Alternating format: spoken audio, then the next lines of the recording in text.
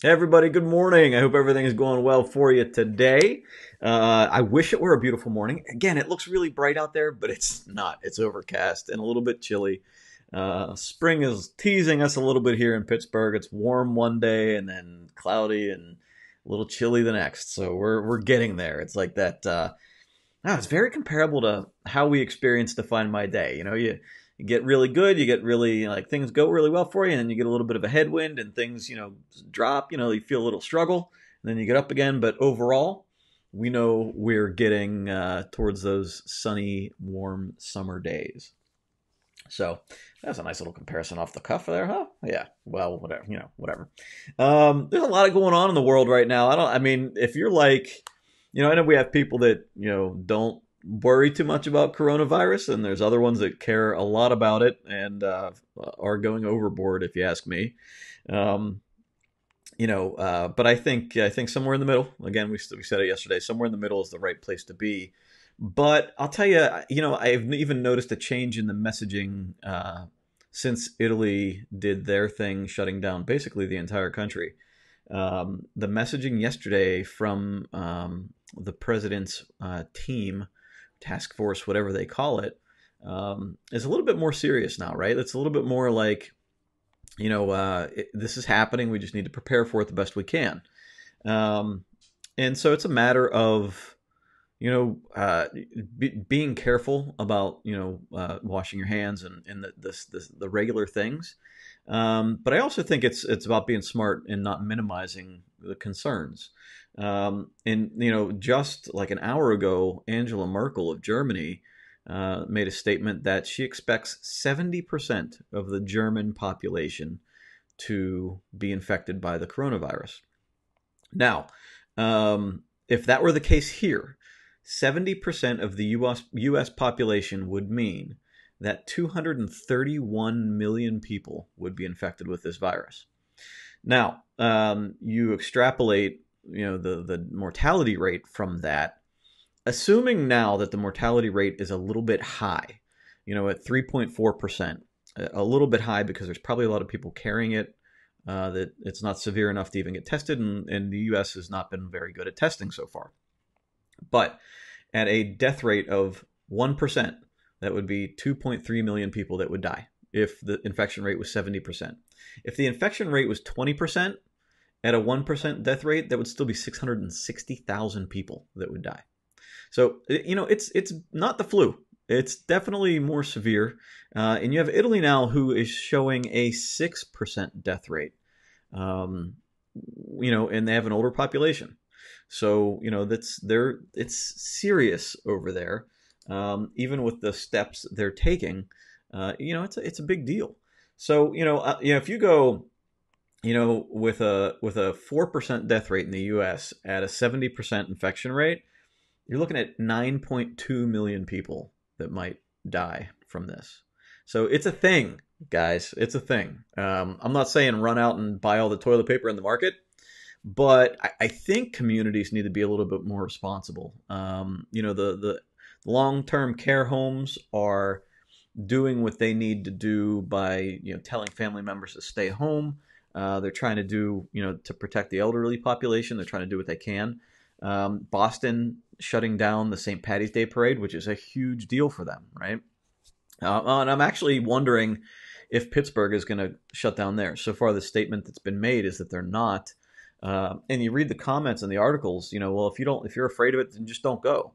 The problem is this: if people go that aren't worried about it, and there is an infection passed around there, they bring it home to everybody else that didn't go. So I think it's at the point now. I would rather be wrong. I would rather be overly cautious and wrong than dismissive and wrong. I feel like that there's a lot of people like that we care about, that if we don't need to get anxious about it. We don't need to go overboard, but I think we should, you should, just be cautious. The social distancing is the word that they're passing around now, and I think that's about right. I'm gonna myself be in a little bit smaller places, groups. I'm probably not going to be going out very often for things. I've mentioned that before, right? I'm not going to be attending some conferences that I signed up for. And if I lose the money on that, I'm going to lose the money on it, but I'm going to try to do what I can to at least stay out of the medical system for now. And so the article that was very important, I think, that I'll post on my Facebook page is that, and I'll post it in the group too, is this, like, we don't want to pound the medical system with the number of infections all at once, because they won't be able to handle it. And then they're going to get sick and there will be fewer people to handle it. It's like, I can't remember what the exact term is, but this, like, it's a smoothing that we're going to try to do. But if we slow down the rate, even if the infection rate is 70%, and we can't stop that, if we slow down the rate of infections, then the medical systems are better able to digest the number of people coming in. Because right now in Italy, there are reports of people not getting treatment because there's just not enough people to treat them and not enough equipment. And so if it happens all at once, that's a problem. So you can say, well, I'm going to get infected anyway. Maybe that might be the way it is. But if we can try to slow that down a little bit, it makes it easier on the healthcare professionals. I'm going to look at comments real quick because I see some people talking. Hey, Kathy, good morning. Gemma, good morning. Everyone has to sign in to answer questions in the nursing home I'm in. Yeah, and that's probably good. And it's funny because if I had a parent in a nursing home, I would want to see them. But I also understand that, like, there's things to be worried about. And when you're looking at the elderly population, so the population in America over 65 is 48 million. So if you look at that, and the death rate for people over 80 is like 15%. Over 65, it's like 5%. Over 70, it's 8%. So, and again, these numbers could change, but those are big numbers, I mean, when you're talking that, if only 20% of the elderly population gets infected, that's still 9.6 million people. And if the death rate's 10% on average, that's 1 million people that might die. That's huge. Even at only 5% for elderly people, it's still 500,000 people almost.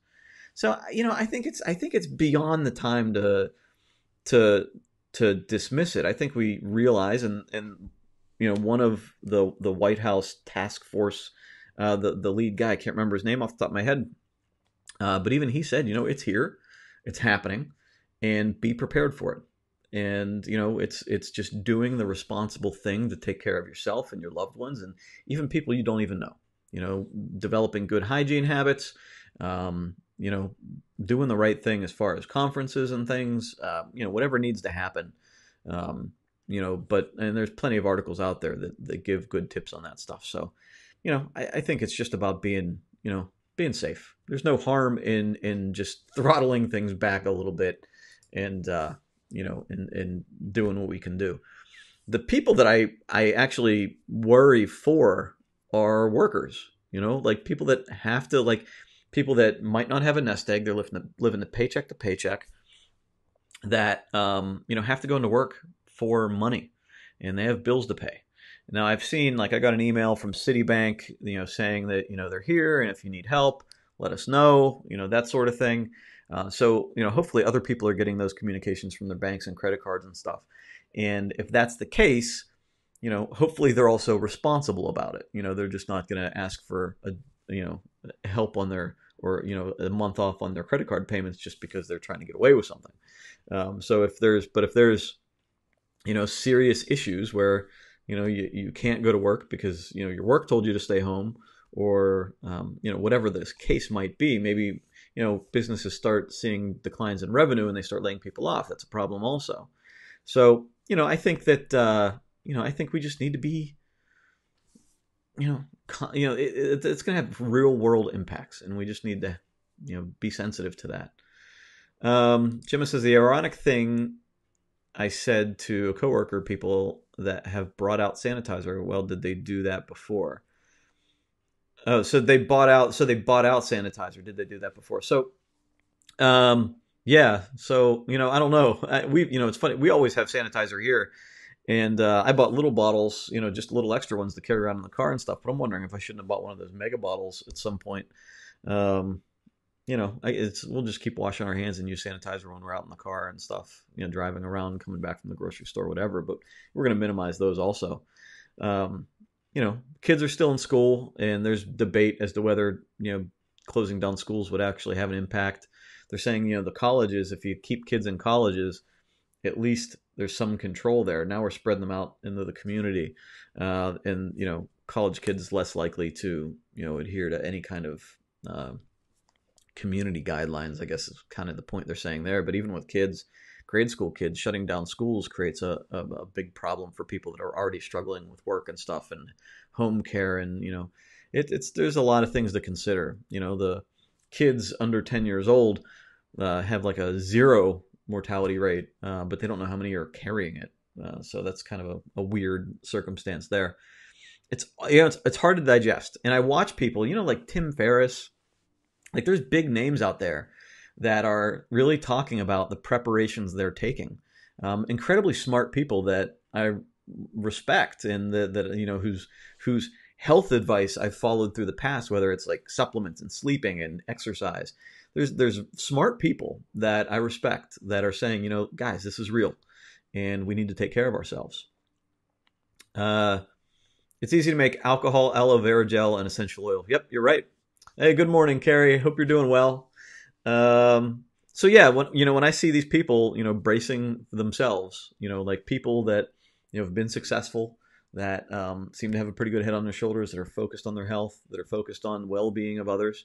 They're saying, they're putting it out there like, hey guys, we need to take this seriously.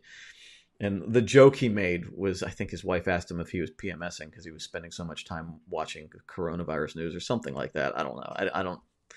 It was some joke he made on Twitter, but yeah. So, I mean, it's, people's eyes are glued to it. So, and that's the kind of like, as it relates to define my day and my habits, balancing that. So it's a distraction at some point. So informing yourself is good, right? Like, so I try to take a cursory look at the headlines, but there's a tipping point where it turns into like, you can't turn it off. Like it's that, like just the, you want to have it streaming on your computer nonstop through the day, and your alerts are popping up on your phone from all the news places out there. So trying to find that line, when it's healthy to be digesting the news and paying attention, keeping your finger on the pulse of what's going on today, to overdoing it and then just going into this like obsessive spiral about what's going on in the news. So that's the line that I'm walking right now in my life. I spent more time reading articles this morning than I normally do. Watched a little bit of the news, had it on while I was in the shower. And that replaced, me reading my book. It replaced me listening to a podcast while I was in the shower. But it can't now. Like, I'm at my desk. I've been at my desk for a while now. I can't let it take me away from the things that I need to be doing through my day today. So that's sort of where I'm drawing the line. Like, I will not look at any more of this stuff until lunchtime or whatever my decided time will be. I haven't decided on that time yet, but it's going to be a while. Good morning, Janice. You have a kid home with strep. I've been there, but hopefully, like it's strep. So we, thank goodness we know that that's what it is, and there's nothing else going on there. So probably almost a good thing. I think that's probably like, okay, strep. Weird thing about strep though, I didn't know this, but if you let strep go and you don't take care of it with an antibiotic, it could travel to the heart and damage heart valves. I had no idea about that. I learned that years ago, and now I'm like real conscious about like sore throats and like what might be strep or not. So interesting thing. Look, I'm actually gonna get gross on you for a minute. I want to talk about a couple other things that are a little bit more fun, but I'm gonna get gross on you for a minute because this is something that I never knew what it was, and it's only happened a couple times in my life.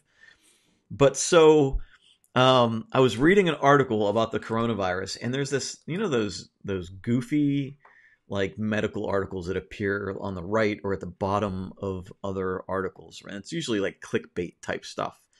But this one was like a picture like of a mouth and then like somebody holding this like chalky thing in their fingers. And I'm like, I remember that. Like that's happened to me. And when I was a kid, it would like happen when I was in the pool, like getting water in my mouth and stuff. And then I'd cough or sneeze, and like this chalky thing would fly out of my mouth. So I Googled it. It's called a tonsil stone. I never like. It's one of those things that randomly happens, and apparently happens to almost everybody at some point in your life. But it's like this thing that like starts developing like in like around your tonsil, like in between, trapped in between your tonsil and your mouth, and it can like it's just like, well, it's globs of mucus, dead cells, debris, and bacteria. Oh. And then when it like gets big enough, like you just kind of like, or you rinse it out, or like if you have a water pick, you can knock them out if you even feel like you might have one. But it's one of those like random human oddities that it's like the random thing you just don't talk about with anybody. Like, hey, guess what happened to me the other day? But so yeah, so I've just read this little article about it, and it's all kind of grossness, but it's a real thing. I had no idea. So if it's ever happened to you, if you like coughed out this like chalky nasty thing, it's a tonsil stone. Oh God! All right, I'm leaving that topic.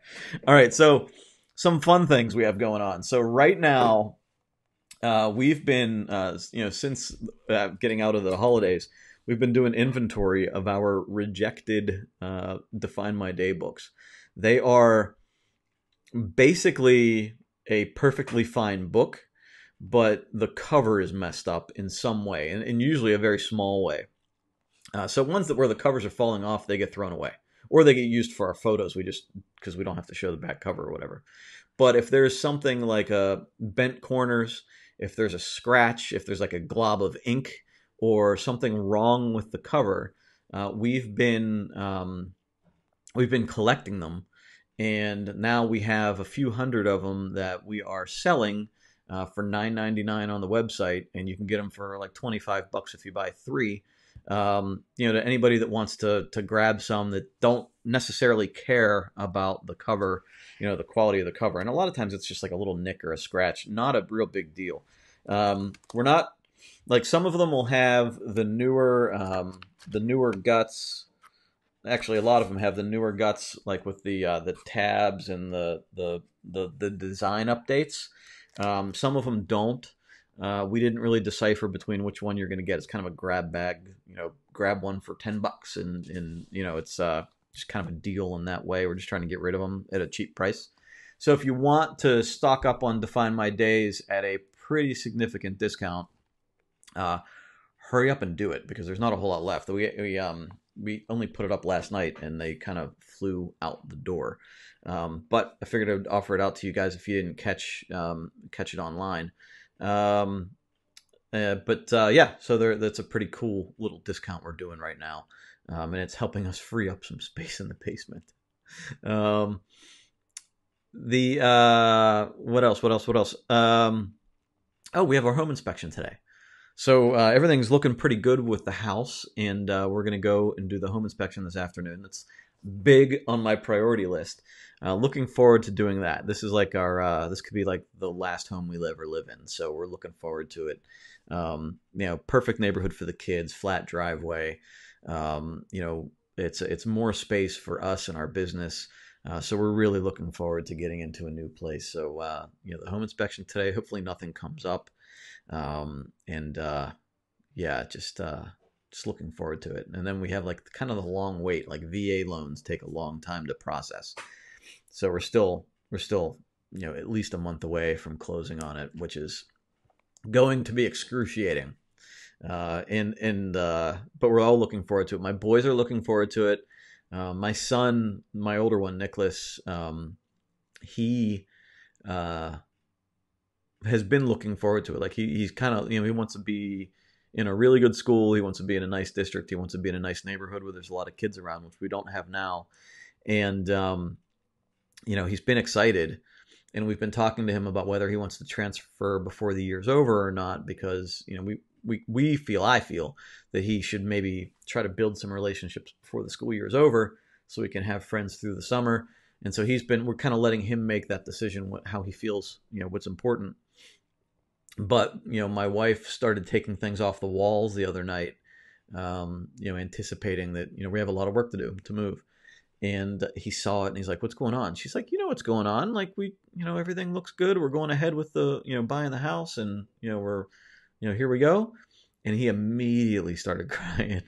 He was not at that time. I don't think he was just not prepared for like the reality of the situation. Like he knew it was coming. It was just some distant thing. We've been talking about moving for years, right? I mean, it's just kind of this thing that's on our mind, and we're waiting for the right time and the right house. And when he saw like it happening, he just it hit him hard for a couple of minutes.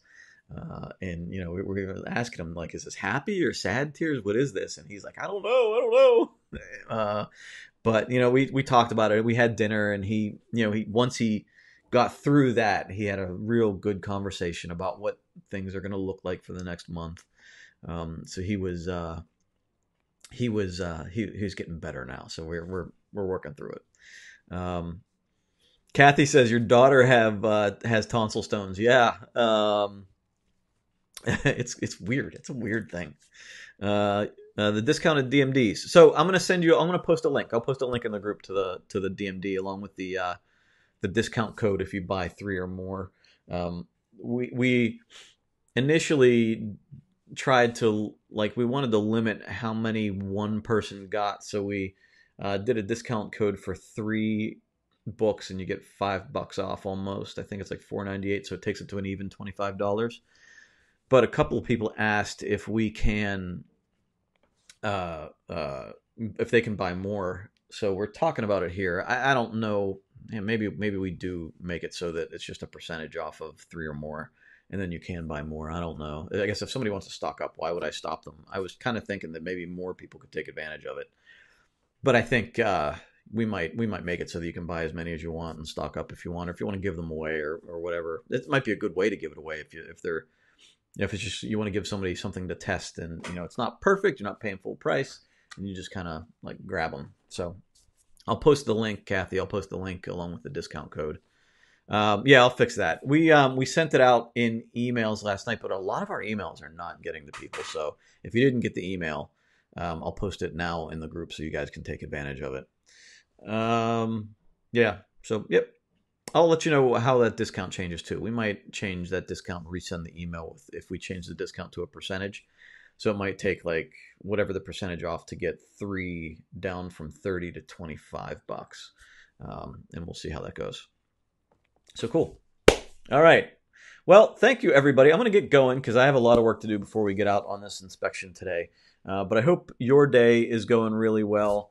I hope your family is healthy and everything is working out for you on the work side of things. Yeah. All right. Thank you, everybody. Have a great day. Take care. Bye.